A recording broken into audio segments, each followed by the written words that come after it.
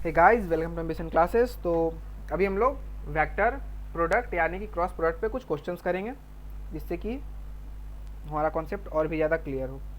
तो सबसे पहले एक बहुत ही सिंपल क्वेश्चन से शुरू करेंगे जो कि बिल्कुल फार्मूला बेस्ड होगा, जिससे आप फार्मूला को अप्लाई करना सीखोगे, फार्मूला को अच्छे से आप याद कर लो। तो वेक्टर ए क्या दिया हुआ है, 2i cap plus 3j cap.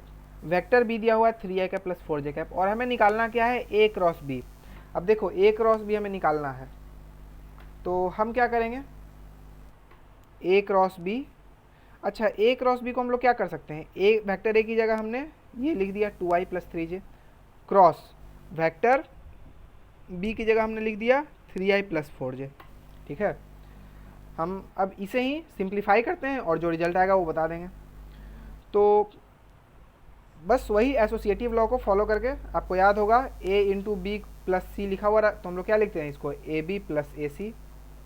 ठीक है, अगर कहीं लिखा रहता है A plus B into C plus D, तो इसे हम लोग क्या लिख देते हैं, ए सी प्लस ए डी। पहले ए का मल्टीप्लिकेशन कर देते हैं सी और डी के साथ, plus B C plus B D. ठीक है, तो जो काम हम लोग एसोसिएटिव लॉ में यहाँ पे करते थे वही काम हम लोग यहाँ पे भी कर सकते हैं। ठीक है, तो वही काम करेंगे। तो 2i को हमने लिख दिया 2i क्रॉस, जो हम मल्टीप्लाई करते थे यहाँ पे लिख क्या लिख दिया, देखो मैं आपको बता रहा हूँ, A plus B into C plus D जब लिखा रहता तो हम लोग क्या लिखते थे, A into C plus D plus B into C plus D, ऐसा लिखते थे। और इसी को और सिंप्लीफाई करते थे तो यह आया था A C plus A D plus B C plus B D. इसी को और सिंप्लीफाई करने पे ये आ जाता था। तो हमने यही किया है, पहले 2i को क्या लिख दिया 2i, और इंटू की जगह क्रॉस लिख दिया। ये इंटू नहीं, यहाँ क्रॉस प्रोडक्ट है इसलिए 2i लिख के ये क्रॉस लगाया और ये पूरे वेक्टर को एज इट इज लिख दिया 3i प्लस 4j। अब फिर क्या किया, 3j को हमने लिख दिया यहाँ पे 3j और क्रॉस लगा के फिर अगेन यही लिख दिया 3i प्लस 4j। अब अगेन क्या करेंगे, 2i का क्रॉस प्रोडक्ट करेंगे 3j के साथ और 2i का क्रॉस प्रोडक्ट करेंगे 4j के साथ। अच्छा 2i, सॉरी ये 3j है, ठीक है, ये 3i है और ये 4j है। तो i का जब i के साथ क्रॉस प्रोडक्ट करेंगे तो मैग्नीट्यूड को हटाओ, पहले पहले ये बताओ डायरेक्शन क्या होगा। i क्रॉस i क्या हो जाता है, जीरो। आपको अगर याद हो i क्रॉस i क्या हो जाता है, जीरो। तो अब मॉड 2 इंटू मॉड 3 और इंटू साइन जीरो, ये तो जीरो हो जाएगा, i क्रॉस i हमने पढ़ा है जीरो। तो i वाले का i वाले के साथ देखते हैं क्या लिख देना है, जीरो। अच्छा i क्रॉस j क्या हो जाएगा, तो पहले तो मैग्नीट्यूड देख लो कितना हो जाएगा, 4 इंटू 2 8 हो जाएगा, 4 इंटू 2 8, तो 8 लिख दिया। और डायरेक्शन क्या लिखेंगे, तो आई क्रॉस जे का डायरेक्शन क्या होता है, याद करो, आई क्रॉस जे एक गोला बनाएंगे, यहाँ लिखा आई, यहाँ लिखा जे और यहाँ लिखा के एंटी क्लॉकवाइज में। आई क्रॉस जे, बताओ आई क्रॉस जे क्या हो जाएगा, आई क्रॉस जे के हो जाएगा सीधा, माइनस के नहीं लिखेंगे क्योंकि सेम आई क्रॉस जे आई से जे की तरफ जा रहा है। तो 8k कैप। चलो इसका काम अपना कंप्लीट हो गया। अब इस पे आते हैं, तो 3j क्रॉस 3i, सबसे पहले मैग्नीट्यूड बता दो, 3 इंटू 3 क्या हो जाएगा 9, और डायरेक्शन क्या है इस बार j cross i cross j क्या था k कैप, तो j क्रॉस i क्या हो जाएगा माइनस k कैप। तो 9 इंटू माइनस k कैप करेंगे तो ये क्या हो जाएगा -9k कैप, और प्लस 3j क्रॉस 4j। अब 3 को 4 को हटाओ, गोली गोली मारो, j क्रॉस j क्या हो जाएगा सीधा जीरो, तो j क्रॉस j को देखते ही सीधा जीरो लिखना है। तो ये आपका finally 8k cap -9k cap, तो a क्रॉस b का वैल्यू कितना आ गया -k कैप। ठीक है, a क्रॉस b का वैल्यू कितना आ गया -k कैप, या फिर -1k कैप भी लिखो, -1k कैप है -k कैप एक ही बात है। तो a क्रॉस b का हमें रिजल्ट मिल चुका है। और ये a क्रॉस b अपना एक अपने आप में एक वेक्टर है, देखो इसका मैग्नीट्यूड कितना है 1 और डायरेक्शन कितना है -z एक्सिस की तरफ का डायरेक्शन है। अगले क्वेश्चन की तरफ बढ़ते हैं। देखो अगला क्वेश्चन में क्या है, ए और बी, यहाँ पे भी अगेन बिल्कुल डिस्ट्रीब्यूटिव लॉ को फॉलो कर सकते हो, A plus B plus C into D plus E plus F. इसको जब मल्टीप्लाई करते थे तो जो भी आता था रिजल्ट, आप उसी तरह से यहाँ भी कर सकते हो, लेकिन अब थोड़ा कॉम्प्लेक्स बनेगा सिचुएशन। ठीक है, तो पहले 2i का क्रॉस प्रोडक्ट करोगे इन सब के साथ, तो 2i का i के साथ करोगे जीरो आ जाएगा, 2i का माइनस जे के साथ करोगे तो इसका इसके साथ करोगे तो क्या हो जाएगा 2 इंटू -1, मैग्नीट्यूड तो आ जाएगा -2 और डायरेक्शन क्या हो जाएगा, तो आई क्रॉस जे का डायरेक्शन हो जाएगा के। अब 2i का 3k के साथ करो तो मैग्नीट्यूड कितना हो जाएगा 3 इंटू 2 6 और डायरेक्शन क्या हो जाएगा आई क्रॉस के। तो आई क्रॉस के का डायरेक्शन ऐसे गोला बना के आप निकाल लोगे, मैं बना ही देता हूँ एक, ठीक है। तो ये हो गया आई, ये हो गया जे,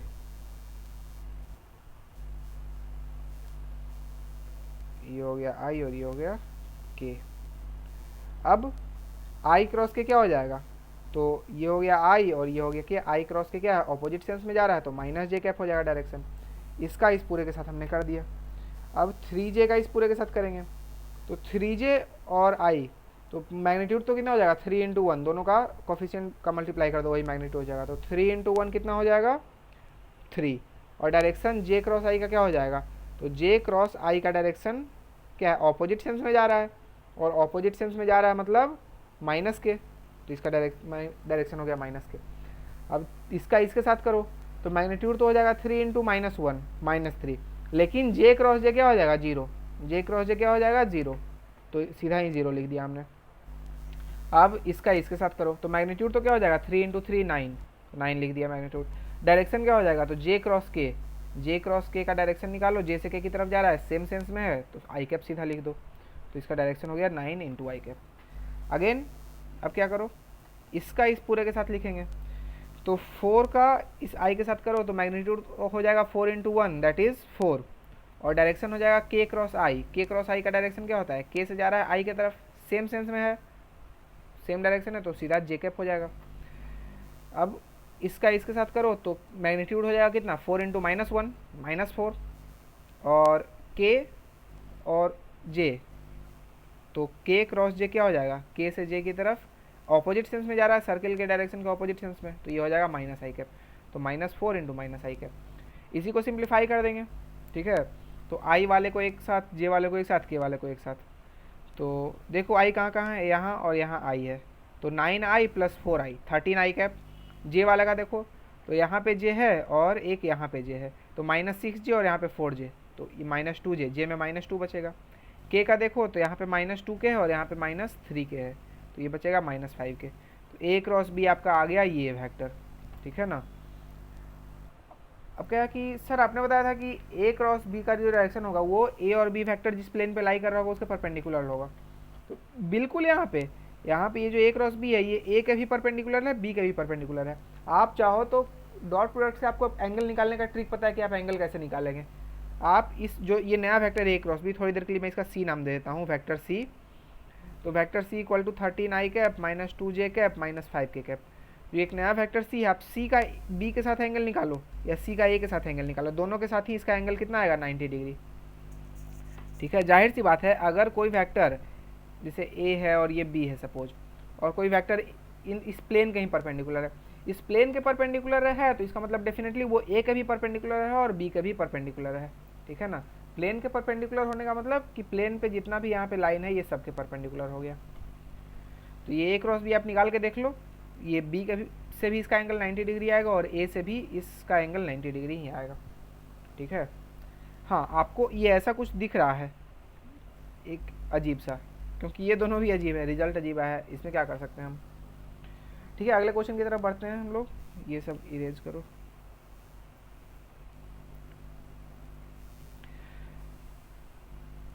तो ये है A cross A equal to what, mod of A दिया हुआ है 5, ठीक है। ए क्रॉस ए निकालना है। देखो ए क्रॉस ए हम बिल्कुल फॉर्मूला ही जाएंगे, तो सबसे पहले मैग्नीट्यूड निकालते हैं ए क्रॉस ए का।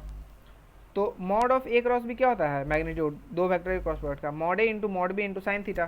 तो यहाँ पे क्या है, बी की जगह बस ए लिख दिया गया है, तो ए क्रॉस ए का मैग्नीट्यूड क्या हो जाएगा, mod A into sine theta. अच्छा ये बताओ कि मॉड ए कितना है 5, तो मॉड ए की जगह 5 लिख दिया, अगेन मॉड ए की जगह 5 लिख दिया। और ए के बीच का एंगल कितना होगा, अरे बेवकूफ़ ये ए है और एक और ए है, तो इनके बीच का एंगल 0 डिग्री है, ठीक है ना। ए के ऊपर ही होगा, ये तो मैंने अलग दिखाने के लिए लिखा है, ठीक है। एक्चुअल में तो ए ऐसा होगा, ठीक है, एक के ऊपर एक, दोनों के बीच का एंगल 0 डिग्री होगा, ठीक है। तो ए और ए के बीच का एंगल कितना होगा 0 डिग्री, तो यहाँ थीटा की जगह क्या लिख दिया 0, तो इसका मैग्नीट्यूड क्या आ जाएगा 0। अब मैग्नीट्यूड ही 0 आ गया तो मतलब ये वेक्टर ही 0 है, ए क्रॉस ए को सीधा क्या लिख देंगे हम लोग 0। तो कोई भी दो वेक्टर का क्रॉस प्रोडक्ट, ये क्वेश्चन देने के पीछे मेरा मकसद ये था कि आप ये समझो कि vector A into vector A लिखा रहा है, फर्क नहीं पड़ता कि आप 5 मैग्नीट्यूड है या 50 मैग्नीट्यूड है, ए क्रॉस ए लिखा है तो सीधा ये रिजल्ट 0 होगा, ठीक है।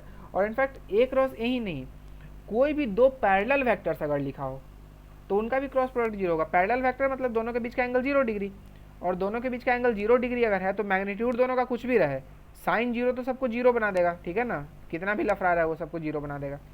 तो कोई भी दो पैरेलल वेक्टर है उसका हमेशा आपस में क्रॉस प्रोडक्ट क्या हो जाएगा, 0। तो यहाँ पे देखो वही लिखा है नोट में, if vector A and vector B are parallel then vector A cross B is equal to 0, ठीक है। तो ये तो हमने निकाला, लेकिन अब एक चीज़ देखो, डॉट प्रोडक्ट में हमारे पास एक तरीका, एक ट्रिक हमने बना लिया था कि आई वाले को आई वाले के साथ, जे वाले को जे वाले के साथ और के वाले को के वाले के साथ मल्टीप्लाई कर दो और रिजल्ट लिख दो, उसका रिजल्ट है स्केलर आता था। कईयों के माइंड में ये क्वेश्चन आया क्या क्रॉस प्रोडक्ट में ऐसा कुछ नहीं हो सकता है, सिंप्लीफिकेशन कुछ सिंप्लीफाई कि ऐसा सिंपल कर दें, ये तो इतना मल्टीप्लाई करने में हालत ख़राब हो जा रहा है। ऐसा हम लोग डॉट प्रोडक्ट में भी मल्टीप्लाई करते थे, लेकिन फिर एक तरीका डेवलप हो गया था। तो हाँ डेफिनेटली यहाँ भी एक तरीका है क्रॉस, वो डॉट प्रोडक्ट जितना आसान तो नहीं है डेफिनेटली, बट हाँ ये जो लेंदी प्रोसेस है इससे काफ़ी ज़्यादा आसान हो जाएगा, ठीक है। लेकिन इसके लिए आप लोगों को एक टर्म, एक चीज़ सीखना होगा जो कि आप अभी तक नहीं सीखे हो इस लेवल तक, उसका नाम है डिटर्मिनेंट, ठीक है। एक तो तरीका ये है कि इससे पहले हमने x1 y1 और z1 x2 y2 और z2 के टर्म में लिख दिया, और उसी तरह से जैसे ऊपर हम हर क्वेश्चन में कर रहे थे कि इसका इन तीनों के साथ करो, फिर इसका इन तीनों के साथ क्रॉस करो, और फिर इसको इन तीनों के साथ क्रॉस प्रोडक्ट करो, और जो भी रिजल्ट आएगा y1 z2 minus z1 y2 i cap plus z1 x2 minus x1 z2 j cap plus x1 y2 minus y1 x2 k cap. एक तो तरीका ये है कि फॉर्मूला याद कर लो और कोई भी क्वेश्चन में x1 y1 z1 का सीधा वैल्यू पुट करो आंसर लाओ, लेकिन ये फार्मूला भी काफ़ी लेंदी है, कोई सिंपल फार्मूला नहीं है। डॉट का फार्मूला बहुत अच्छा था, x1 x2 plus y1 y2 plus z1 z2, ठीक है। ए डॉट बी का फार्मूला बहुत अच्छा था, बट क्रॉस का फार्मूला थोड़ा लेंदी है। लेकिन एक तरीका है जिससे थोड़ा सा आसान हो जाएगा आपको। आप एक चीज़ जान लो, A cross B equal to determinant of, determinant क्या होता है अभी मैं समझाऊंगा, ठीक है, घबराना नहीं है। ए क्रॉस बी को क्या लिख सकते हैं, A cross B equal to determinant of I J K x1 y1 z1 and x2 y2 z2, ठीक है। ये होता है डिटर्मिनेंट। अब इसका वैल्यू कैसे निकालते हैं, डिटर्मिनेंट क्या होता है इसके बारे में समझो, फिर ये फार्मूला पे वापस आना। ये जो फार्मूला हमने यहाँ पे लिखा है, देखो डिटर्मिनेंट जब आप पढ़ लोगे तो आप इस चीज़ को देखते ही, ठीक है, पहले हमने ये रिजल्ट निकाला, फिर इस रिजल्ट को ऐसा करके लिख दिया डिटर्मिनेंट के फॉर्म में। अब ऐसा क्यों लिखा ये आप डिटर्मिनेंट पढ़ो फिर समझ में आपको आएगा। अच्छा, इस पहले एक एप्लीकेशन के बारे में लिखा हुआ है यहाँ, इसे ऊपर कर दो। जैसे डॉट प्रोडक्ट का हमें यूज पड़ता है कहाँ पे, वर्क डन वगैरह कैलकुलेट करने में, उसी तरह क्रॉस प्रोडक्ट का भी यूज पड़ता है टॉर्क ये सब कैलकुलेट करने में। टॉर्क वगैरह हम लोग कैलकुलेट करते हैं क्रॉस प्रोडक्ट से ही, ठीक है। तो एप्लीकेशन आप आगे पढ़ोगे, टॉर्क क्या होता है ये भी अभी आप नहीं जानते होगे, ठीक है। तो बस ऐसे ही एप्लीकेशन के तौर पे मैंने लिख दिया एक एग्जांपल, टॉर्क। डिटर्मिनेंट को आप देखो समझो क्या होता है, ठीक है। अगर कहीं पे डिटर्मिनेंट ऐसा लिखा हुआ है, determinant of A B C D, ठीक है ना। अच्छा, मॉड क्या होता है ये तो आप अच्छे से जानते हो। मॉड ऑफ 5, अगर मैं आपसे पूछूं कि मॉड ऑफ 5 कितना होगा तो आप कहोगे 5। मैं पूछूं मॉड ऑफ -5 कितना होगा, आप कहोगे 5। मतलब मॉड जो है वो क्या करता है, जो भी अंदर का वैल्यू वो सबको पॉजिटिव बना देता है। पॉजिटिव है तो एडजेटिव छोड़ देगा, पॉजिटिव अगर नहीं है तो पॉजिटिव बना देगा। मॉड का ये ऑपरेशन है, ठीक है। जैसे स्क्वायर का ऑपरेशन है, मॉड स्क्वायर ऑफ 5 क्या हो जाएगा 25, स्क्वायर ऑफ 3 क्या हो जाएगा 9। स्क्वायर क्या ऑपरेशन है कि इस नंबर को, जो भी एक नंबर है उसे खुद से ही मल्टीप्लाई करके एक रिजल्ट देता है, स्क्वायर उस ऑपरेशन। उसी तरह डिटर्मिनेंट भी एक ऑपरेशन है। ये 4 नंबर लिखा हुआ, अच्छा ये ए और बी मल्टीप्लाइड नहीं है ऑफकोर्स, सी और डी भी मल्टीप्लाइड नहीं है। ये 4 नंबर लिखा हुआ और एक कुछ ऐसा 2 लाइन खींचा हुआ है, ये इसका साइन है डिटर्मिनेंट का। इसका वैल्यू कितना होता है, ए बी सी और डी का डिटर्मिनेंट का वैल्यू क्या हो जाएगा। तो इसको आप क्रॉस मल्टीप्लाई कर दो रिजल्ट निकालने के लिए, क्रॉस मल्टीप्लाई कर दो तो डी को ए से और बी को सी से, और डी को ए से मल्टीप्लाई किया तो क्या आ गया ए डी, और बी को सी से मल्टीप्लाई किया तो क्या आ गया बी सी। तो यही लिख दो A D minus B C इस डिटर्मिनेंट का रिजल्ट। क्या करना है, इसको ऊपर मल्टीप्लाई कर देना है और इसको यहाँ ले जाकर मल्टीप्लाई कर देना है, तो यह आ जाएगा A D minus B C. अच्छा, अगर ऐसा रहे determinant A1 B1 C1 A2 B2 C2 A3 B3 C3, ठीक है, तो इसका डिटर्मिनेंट का वैल्यू क्या हो जाएगा, ठीक है। इसका तो हम समझिए कि ये हो जाएगा, इसका क्या हो जाएगा। तो इसके डिटर्मिनेंट का वैल्यू निकालने के लिए आपको क्या करना पड़ेगा कि इसे हम डिटर्मिनेंट को पहले सिंप्लीफाई करना पड़ेगा। ये डिटर्मिनेंट का सिंपलेस्ट फॉर्म है, इससे छोटा डिटर्मिनेंट पॉसिबल नहीं है। तो ये डिटर्मिनेंट का सिंपलेस्ट फॉर्म है, और ये 2/2 का डिटर्मिनेंट है, ये 3/3 का डिटर्मिनेंट है। 2/2 मतलब 2 रो हैं और 2 कॉलम है, ठीक है। उसी तरह यहाँ पे 3 रो हैं और 3 कॉलम है, ठीक है। इस डिटर्मिनेंट को पहले हम लोग इस सिंपलेस्ट फॉर्म में लाएंगे, उसके बाद इसका वैल्यू लिख पाएंगे। इस डिटर्मिनेंट को सिंपलेस्ट फॉर्म में कैसे लाएंगे? तो सिंपलेस्ट फॉर्म में लाने का एक तरीका है, यहाँ पे प्लस साइन लगाओ, यहाँ पे माइनस साइन और यहाँ पे प्लस साइन, ठीक है। Plus minus plus alternate. अब क्या करो कि A1 को यहाँ लिख दो और यहाँ से 2 लाइन खींचो A1 से, एक वर्टिकल और एक हॉरिजॉन्टल। पहले A1 को लिख दिया, प्लस साइन है तो प्लस A1 लिखा, और A1 से 2 लाइन खींचा, एक वर्टिकल एक हॉरिजॉन्टल, और जो भी बचा B2 C2 B3 C3 उसे एक डिटर्मिनेंट में लिख दिया A1 के साथ मल्टीप्लिकेशन में। ध्यान दो, समझो इस बात को आप लोग। A1 को सबसे पहले प्लस साइन था ऊपर में, तो यहाँ पे प्लस A1 लिखा, उसके बाद यहाँ पे 2 लाइन खींच दिया, और 2 लाइन खींचा तो A1 B1 C1 और A1 A2 A3 ये सब कट हो गया, और कट होने के बाद जो 4 बचा, जो 4 टर्म बचा, इन चारों टर्म को एक डिटर्मिनेंट के अंदर लिख दिया, B2 C2 B3 C3, और मल्टीप्लाई कर दिया, ठीक है। अब क्या किया, यहाँ पे B1 लिखा था और ऊपर माइनस साइन था, तो यहाँ माइनस साइन के साथ B1 लिखा, माइनस B1। अच्छा, B1 लिख के अब B1 को क्रॉस कर दो हॉरिजॉन्टली और वर्टिकली, ठीक है। और इसके अलावा जो 4 टर्म बचा, कौन सा 4 term? A2 C2 A3 C3, इसे हम एक डिटर्मिनेंट में लिख देंगे, A2 C2 A3 C3, ठीक है। देख रहे हो? तो इसे एक डिटर्मिनेंट में लिख दिया, अब छोड़ दिया। अब आगे C1 की तरफ बढ़े। C1 के ऊपर प्लस साइन लिखा है, इसलिए यहाँ पे प्लस C1 लिखेंगे, और C1 से भी 2 लाइन बनाए, हॉरिजॉन्टल और वर्टिकल, और 2 लाइन के बाद जो भी बनाने के बाद जो भी चीज़ बच गया, जो नहीं कटा, वो क्या है? ये वाला टर्म A2 B2 और A3 B3, इसे एक डिटर्मिनेंट में लिख दिया, A2 B2 और A3 B3, ठीक है, ठीक है। अब इस डिटर्मिनेंट का वैल्यू क्या होगा आप जानते हो, ठीक है। ये फॉर्मूला आपके पास है सिंपलेस्ट डिटर्मिनेंट को सॉल्व करने का, B2 C3 minus C2 B3, इसका वैल्यू क्या हो जाएगा?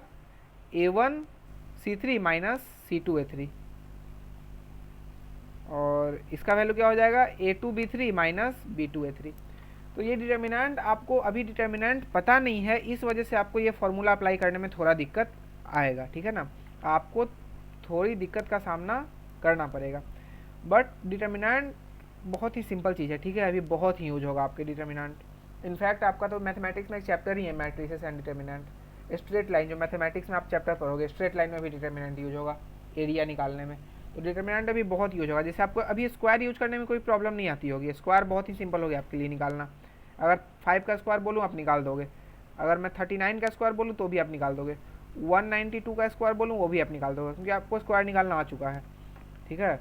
उसी तरह आपको डिटर्मिनेंट निकालना, आप डिटर्मिनेंट का कुछ कुछ क्वेश्चन प्रैक्टिस कर सकते हो, यहाँ पे 2 3 5 कुछ भी एक नंबर लिख के और उसे सॉल्व करो, ठीक है। जैसे अगर मैं डिटर्मिनेंट आपसे पूछूँ, डिटर्मिनेंट ऑफ 1 2 4 6, तो क्या हो जाएगा? तो 6 × 1 6 माइनस 4 × 2 8, तो ये डिटर्मिनेंट का वैल्यू क्या आ जाएगा? -2। हाँ, डिटर्मिनेंट का वैल्यू नेगेटिव भी आ सकता है, ऐसा कोई ज़रूरी नहीं है, मन में मत बैठलना कि ऐसा कुछ मॉड की तरह दिख रहा है मतलब ये पॉजिटिव आएगा, ऐसा कुछ नहीं है।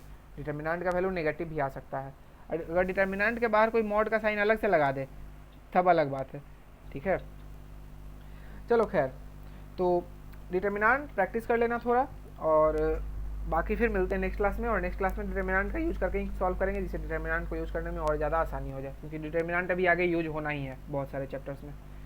तो बेहतर है कि इससे आप जितना जल्दी फ्रेंडली हो जाओ उतना अच्छा है। तो आज के लिए बस इतना ही, बाकी मिलते हैं फिर नेक्स्ट क्लास में, प्रोबेबली वो लास्ट क्लास होगा आपके वेक्टर का। तो थैंक यू।